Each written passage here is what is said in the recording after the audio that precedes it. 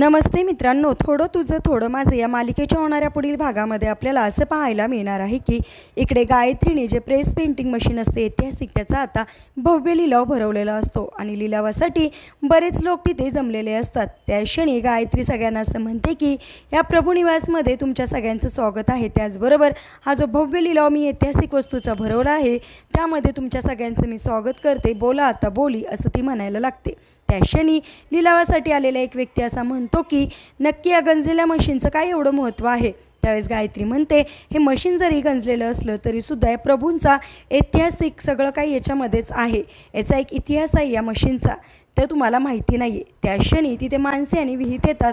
त्यावेळेस मानसी म्हणते, मी सांगू का मॅडम याचा काय इतिहास आहे ते, असं म्हणताच क्षणी लगेच इकडे गायत्री गप्प होते, तर तेजस मात्र विचार करतो आणि म्हणतो, या इथे कशा काय आल्या आहेत। मानसी आणि त्या मशीनला लिलाव होण्यापासून वाचवू शकेल का आणि कशा प्रकारे वाचवेल हे पाहणेसुद्धा इंटरेस्टिंग आहे।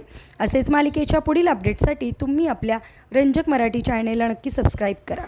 थँक्यू।